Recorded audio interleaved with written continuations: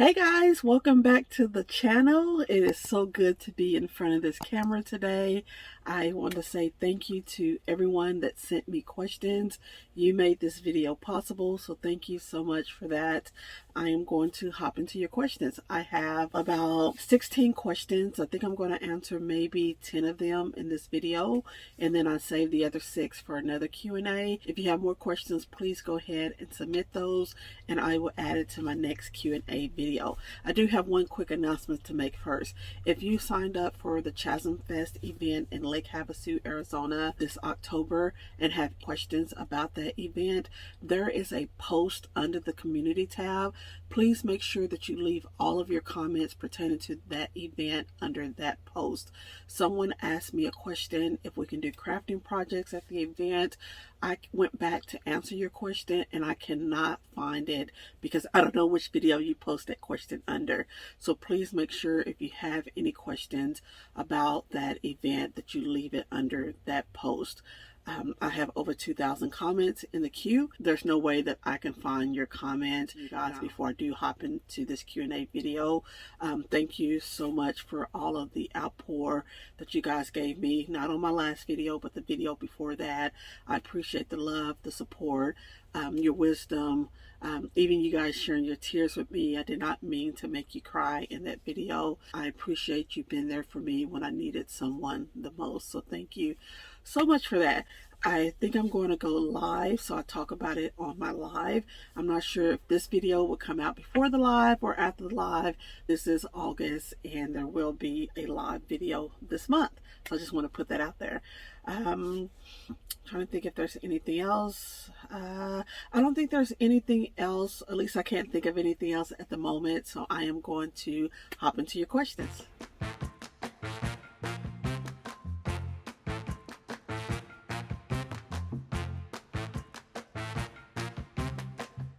Were you scared once you started your journey? I wasn't. I did so much research before starting my journey.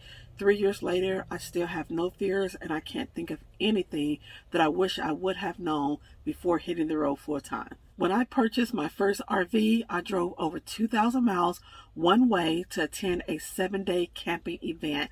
I was not scared. Looking back, I probably was a little crazy, but I was not scared. The day that I purchased my van, I left the dealership and went on an 11-day road trip. I got lost that first night, ended up staying at one of the creepiest campgrounds that I've ever stayed at. I wasn't scared, but it creeped me out. I've talked about it at a few of my meetups. I don't know if I share here on the channel, but yeah, it was a creepy moment. Is it tough being a female on the road alone? It's not tough, but being out here as long as I have, I sometimes get tired of doing everything myself. I didn't feel like that before I started the channel. Working full-time and traveling full-time is a lot of work. During my first year on the road, I didn't work. All I did was explore. I painted rocks and I took a lot of naps. Oh, those were the good old days. But no, it's not tough being a female on the road. I mentioned this, I think, in one of my previous Q&A videos. This lifestyle is like you're camping out for the weekend, but it just never ends. There's really nothing tough about this lifestyle. I go from campground to campground and I go out and explore. So there's really nothing tough other than, like I said, now that I am working full time. Maybe if I was dry camping and finding a new place to stay every other day or sleeping in parking lots, I may have a different answer for you, but I'm going from campground to campground. I've been a loner my whole life, so being by myself is my happy place. I am very introverted. Being out here has been a blessing because I can get away from the noise whenever I need to. For those of you tuning in for the very first time, I've been traveling solo for over 8 years. The last 5 years have been in a motorhome, and the last 3 years have been full-time in my van. What are your favorite foods and desserts? My favorite foods are pepperoni pizza and chicken fried rice. Desserts would have to be banana pudding, cheesecake, anything chocolate. I love chocolate, especially Hershey bar. That's my favorite candy bar. So anything chocolate. Since you're taking a break from the road, where will you stay? Will you be in the van but not moving around as much? I'm staying in the van. It's my home and I'm not moving around as much. You mentioned in your past that you used to have a corporate job. Do you miss any aspect of your old job? How long did it take you to save up for this huge journey you're on with van life? You must have been very disciplined. Do you think you'll ever get to a time where you may have to work remotely to keep up this lifestyle? The only thing that I miss about my old job is the money. Them checks was fat, coins was plenteous. That's about all I miss. That's it. That's all. I saved for several years. I had a 5-year goal to save money so that I can travel around the U.S. for 1 year excuse me, and then eventually do international traveling. When I started saving, I was not planning on living in a motorhome. I didn't even know anything about living in a motorhome. At that time, it was probably year number 3. I was flying everywhere. I figured out how to fly for free, how to get free hotel nights. So that's what I was planning on doing for 1 year, is to live in hotels, travel around the U.S. and explore, doing my research, and stumble up on travel trailers. And then I went from travel trailers to motorhomes. That's how this journey started. But I was planning on flying to explore the U.S. and eventually international traveling. I did save for 5 years, so I did not hop into this and make an impulsive decision. I planned for this 5 whole years of planning and saving and hustling hard to make my dream happen. Yes, I am a very focused and disciplined person. Do you think you'll ever get to a time where you may have to work remotely to keep up this lifestyle? To be honest, I don't want to work for anyone in an office or remotely. I struggle with accepting sponsored videos because I don't want to be on somebody else's clock. But I do because I need them coins. I want another motorhome and I can't get one making minimum wage on YouTube. At some point, I may have to pick up a job so that I can purchase another motorhome. Just saying that makes me not even want another motorhome. Guys, I do not want to work for anyone. I'm just being honest. I do not want to work for anyone. I don't. Have you ever traveled to Arkansas, Louisiana, or Mississippi? Yes and no. I traveled across the Arkansas state line for the first time this year, and this is what happened. This is my first time to Arkansas. Pulling over at the Arkansas Welcome Center, and I'm going to take a breather because I'm really nervous. Very nervous.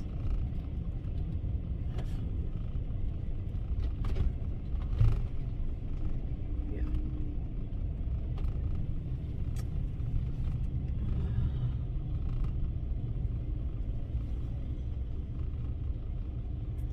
I almost canceled this trip many times. I've always had a fear of the South, especially the deep South, which I'm traveling to one of those states. I had a friend that was supposed to have been going on this trip with me. They canceled last minute, left me high and dry. So I'm dealing with that, and every time I visit any new state, I have a little bit of anxiety. So I'm trying to keep it all together. I'm trying to keep it under control. I prayed. I use wisdom in everything that I do. All of the campgrounds that I've reserved, they're right off the highway, so I'm not winding down some road. But it's going to be good. I'm going to have a great time. I'm looking forward to meeting everyone. I'm having a few meetups. I'm making this trip short. It's only going to be 6 weeks. I've mentioned before, I always travel west. I feel very safe traveling west. This is my second time driving out to the East Coast. I went as far as Maine last year. So crossing through Missouri, Indiana, Ohio, Illinois, all those states to get up to Maine. I didn't have any issue. I always have a little bit of anxiety when I travel to any new state. And traveling south, in the deep South, it gives me a lot of anxiety. Someone asked me, have I experienced any sundown states? I don't know what states have sundown. I didn't ask Google that question because I really don't want to know. Yeah. So it's going to work out. It's going to be great. I just feel really nervous. So I'm having to take a break and just chill out and get myself together. So I have about 2 more hours until I get to the campground. I try to be honest with you guys on this channel. I mentioned before, I always go west. I have campgrounds that I always stay at, so that makes me feel comfortable. And I don't know anything about these campgrounds. I did as much research as I can. Most of them are off the highway.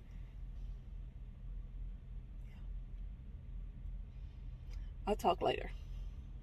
Yeah, I need to take a break. All right, I'm getting ready to hop back on the road. I've calmed down. I took about a 45-minute break. I edit, so that's all I thought about for those 45 minutes. I'm getting ready to hop back on the road. Sorry about my hand. Oh Lord, it's hot. My dashboard is registering 86 degrees. Is this not springtime? Where is spring? Feels like summer out here. Okay, all right guys. You know I like to ramble. So let me get back on the road.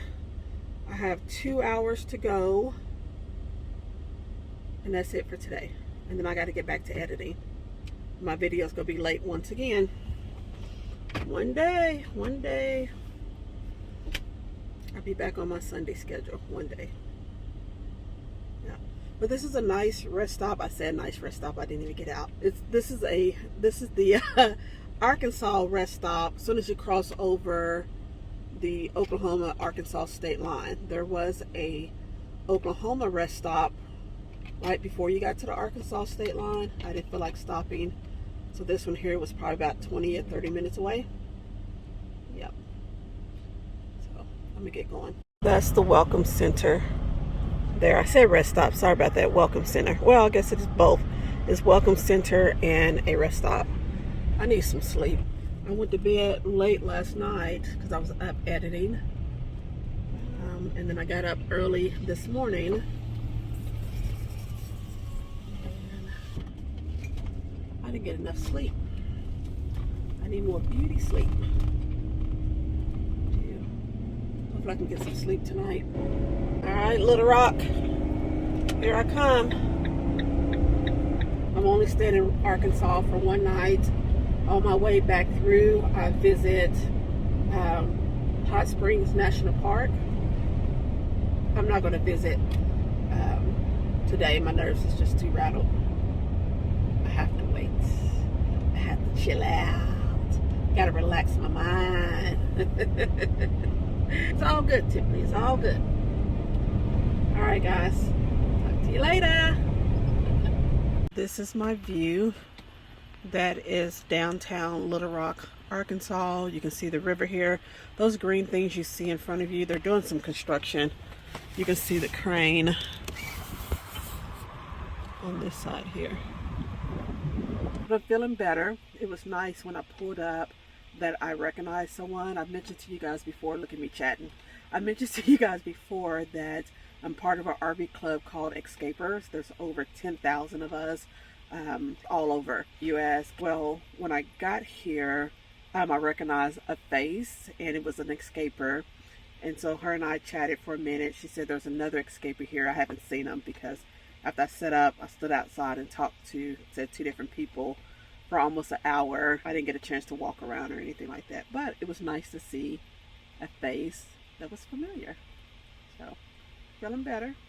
In front of me, I promise I won't be long. In front of me, that's Interstate I-40, and that's why I chose this location, because I wanted to be right off the highway. It was the halfway point from Choctaw, Oklahoma. And I have no interest in traveling to Louisiana or Mississippi. I've never been to either of those 2 states. They are not on my bucket list, and that's all I have to say about that. How do you deal with places that have a lot of mosquitoes or flies or just bugs? Mosquitoes haven't been an issue because I'm rarely outside after dusk, but if I am, I use my buggy bracelets. You can put them on your wrists, your ankles, you can even hang them off your clothes.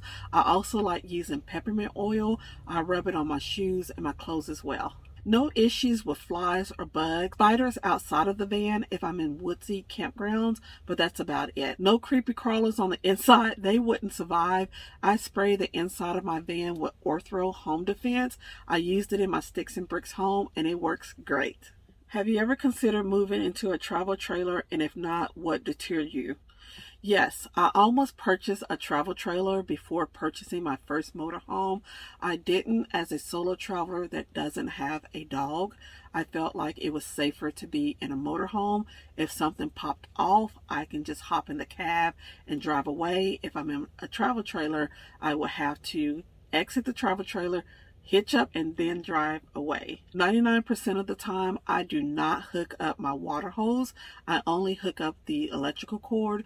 And I do that because if I need to drive away to safety, the electrical cord is going to pop out of the electrical box and it's not going to damage my motorhome or campground electrical box. If I had the water hose attached, it's going to damage my van or it's going to damage the spigot. That's a safety thing that I've done for years.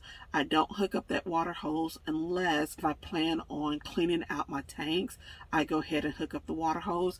I don't use a lot of water in my van because I want to get my money's worth. So I use the campground shower. So I use water when I'm cooking and I can just fill up my tank and use my water pump to get water whenever I need to wash dishes. But to be honest, I don't use a lot of water in this van. Also, I didn't want to tow anything, but I've had a change of heart and I've been considering getting a small car that I can tow behind my van. I am an explorer. I love to explore. A car can only provide the luxury that a car can provide. My motorhome is very nimble. I love that. But sometimes when I'm in a campground for a month, I don't want to move my van. I want it to stay stationary. So having a travel trailer, you do have a tow car where you can leave your home and you don't have to worry about, taking everything with you. There are several places that I haven't been able to explore because I refuse to leave my van in certain areas. So what happens? I miss out. Whereas if I did have a car, I would be able to explore those places because I wouldn't be as concerned about someone breaking in my car versus breaking into my van. But yes, I did think about getting a travel trailer. Plus, they're cheaper than these motorhomes. They're much cheaper. And if you already have a vehicle that you can tow a travel trailer with, then that's perfect. But they are much cheaper than these motorhomes. I still wouldn't get a trailer. I just think it's safer to be inside of a motorhome. I do have 2 followers on here. I met both of the ladies. They have travel trailers and I've asked them questions about it as far as the safety. One of them shared with me that whenever she is dry camping by herself, she has big dogs. When she is dry camping by herself, she don't unhitch her trailer. So she leaves the truck and the trailer connected. So if something does happen, her and her dogs can go out, hop in the truck and drive away. The other lady, she doesn't have any dogs or anything like that, but she's been doing it for years and she doesn't have any concern with living in a travel trailer. I felt it was safer to be in a motorhome versus a travel trailer. They're spacious. Can you imagine how much decorating I can do if I had a big travel trailer? I would bedazzle from the front to the back. Oh, it would be so cute. Okay, let me get off of it because it's not happening. Tiffany's not getting a travel trailer. How did you deal with driver's fatigue? I travel a lot and it's never easy. I struggle with driver's fatigue as well, which is the reason why I am taking a break from driving. I got burnt out. I've mentioned in, I think, my last live video, I started on the West Coast, went to Mexico, went to the East Coast. I'm back on the West Coast. Like, it's a lot. So what I did, even coming out here to the West Coast, normally Tiffany drives like 8 to 10 hours a day. I did 4 hours a day. I took the slowest route that I could to get out here because I just can't do the long drives anymore. It's just too much on my body physically and you get burnt out, and that driver's fatigue is real, and I don't want to ever put myself in a position that I'm being unsafe. I've just had to say, you know what, 4 hours, 5 hours max, that's it. Coming out here to the West Coast, I think it took me maybe like 10 days and I was okay with that. It was a slow way out here, and the old Tiffany wanted to get down with it, put it in 8 to 10 hours, but I couldn't do it. Just physically tired of driving. Every 3 hours, I stop and take a 30-minute to 1 hour break, and it really helps. So get out, walk around, stretch your legs out, get you something to drink. At Love's, you guys know I love Love, so stop and get something to drink, stretch those legs, and then complete the drive. I can get halfway through a state within that 4 hours, and so that works. Instead of driving across 3 or 4 states in one day, I've had to give that up. Driver's fatigue is real. That's my advice to you, is to take a 30-minute to 60-minute break. It really helps. And then if you can, try not to exceed 4 to 5 hours a day. Now that I have slowed down, I am sitting still. It feels so good not being behind that steering wheel. It feels really good. I've already thought about what's to come for next year. Yeah, I am slowing down. I am really slowing down in 2023 because of all the driving that I've been doing, and I'm looking forward to it.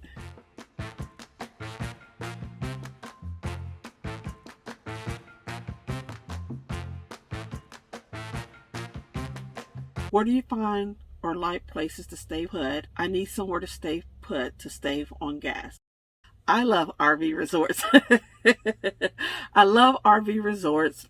Don't always have the budget for it. I hop on Google in whatever city or state that I'm staying in, and I research the best RV resorts in that area. I look for the 4.5 stars.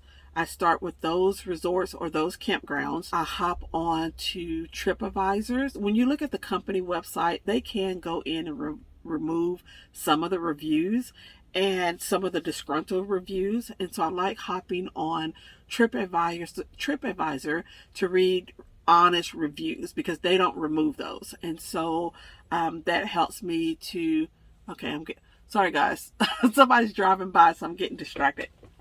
So that helps me to narrow down as well which campgrounds I'm going to stay at.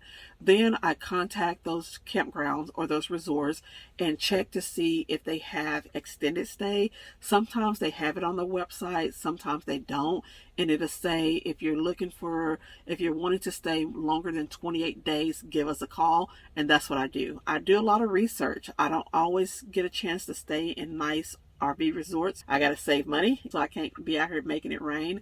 But I do start with the RV resorts, and then I work my way down depending on the price and the area. There was an RV resort that I stayed at. They offer discounted rates if you stay for 3 months. So you have to make a 90-day commitment. The resort charged $450 a month.